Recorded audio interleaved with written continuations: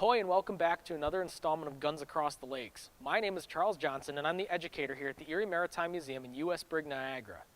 This week, we focus on the U.S. Navy's Presque Isle Squadron after the Battle of Lake Erie, through its 1814 campaign, and onto the eve of the Battle of Mackinac Island.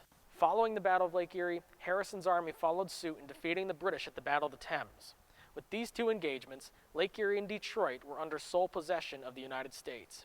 Almost overnight, Oliver Perry was hailed as a hero in the eyes of citizens across the United States. Celebration within the ranks at Erie, however, quickly faded as the perceived inaction of Jesse Elliott, Perry's second in command at the Battle of Lake Erie, quickly divided those who remained. At the battle, Perry's Brig Lawrence sailed directly into the teeth of enemy fire, whereas Niagara, for much of the early portion of the engagement, hung back, away from the bulk of British firepower. Lawrence was all but destroyed, however, Elliott's Brig Niagara remained relatively untouched. Many members of the officer cadre believed that Elliott purposely held the brig back. Initially quiet on the subject, Perry wrote that Elliott had served with his customary gallantry on that day. He then ordered that his fellow officers remain quiet on the subject as well. Unfortunately, dissent had traveled out when Lieutenant John Yarnall wrote a letter that would eventually be published in an Ohio newspaper. Word travels quickly through the ranks of any military force, especially one like the early 19th century American Navy. A letter such as Yarnall's could have severely tarnished Elliott's reputation. Ultimately, Perry requested transfer from Erie, and on October 25, 1813, he resigned his command, turning over the Lake Erie Squadron to none other than Jesse Elliott.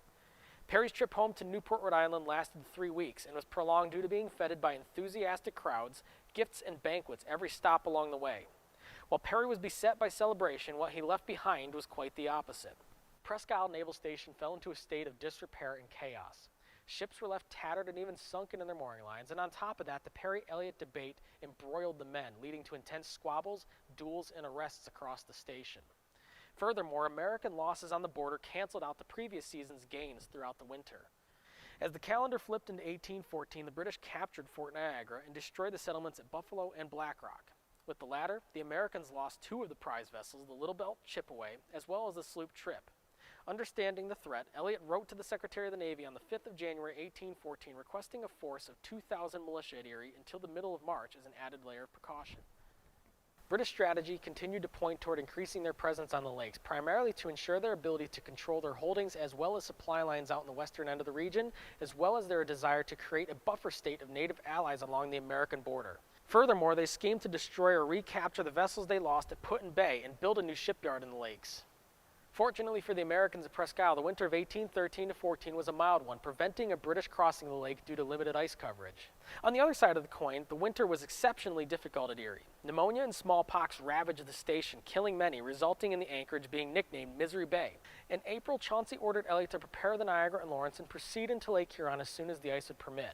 For the United States, the strategy was to press on following their supremacy on Lake Erie and retake Fort Mackinac, severing British supply and communication lines with their western allies.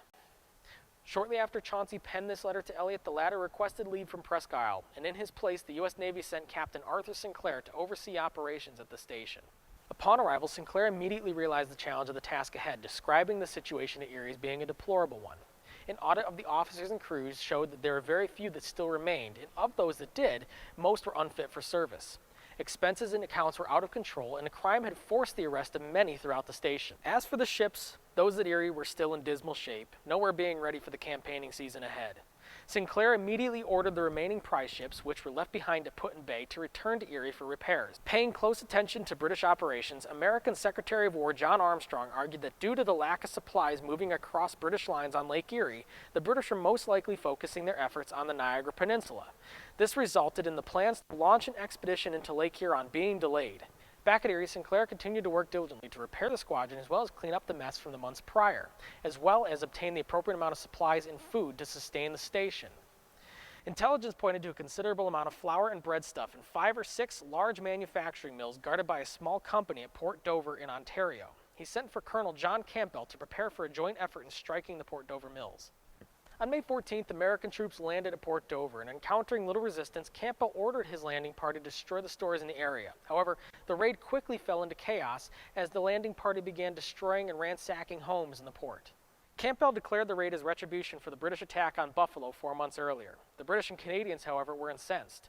This raid served as justification for the attacks on the Chesapeake, Washington, D.C., and Baltimore later in the year. Campbell himself was court-martialed, yet acquitted for his actions at Port Dover.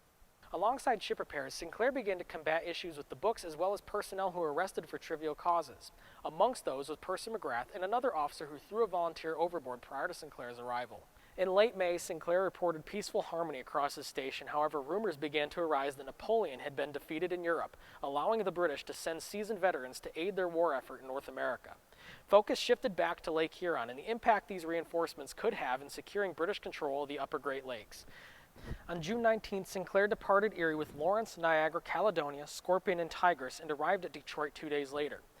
The passage into Lake Huron was a difficult one. However, the British lacked the manpower and resources necessary to meet the Americans as they entered the lake. For Sinclair and his partner in the Army, Colonel George Croghan, 3 objectives were sent down: seek out and destroy the shipyards at Matchedash, capture St. Joseph Island, and recapture Fort Mackinac. Of their objective at Matchedash, Secretary of War Armstrong stated that British shipbuilding operations must be brought to a halt as the safety of Detroit, command of the lakes, and general security of the frontier depend on it. Sinclair wrote that he struggled with an overall lack of knowledge of the area as well as the flats of Lake St. Clair being less depth than he was informed. The process lasted from the 3rd of July through the 12th. He then remarked that he charted his course towards Matchedash. The issues continued with the fleet. Sinclair reported a lake filled with islands, sunken rocks, and an impenetrable fog, all without the aid of a local pilot. As time wore on, the lack of food and inability to sail the lakes forced Sinclair and Croghan to abandon their search for the shipyards at Matchedash and point their course towards St. Joseph Island. According to the diary of Usher Parsons, the Americans found an abandoned fort. He writes that the fort public buildings were destroyed, found some sheep, and about 40 barrels of rosin were also found. The Americans burned all the structures and by the 26th of July set sail in the direction of Mackinac Island. Parson continued in his diary, "In pursuing the island, we were fired upon by the enemy and returned, off Mackinac Island about 2.5 miles. The events that would ensue following that journal statement from Usher Parsons would become known to history as the Battle of Mackinac Island. For this, we turn it over to our friends at Fort Mackinac State Park as they tell the tale of this pivotal battle in the War of 1812. Thank you so much for joining us here in Erie, and we hope you enjoyed this episode of Guns Across the Lakes. Until next time, huzzah.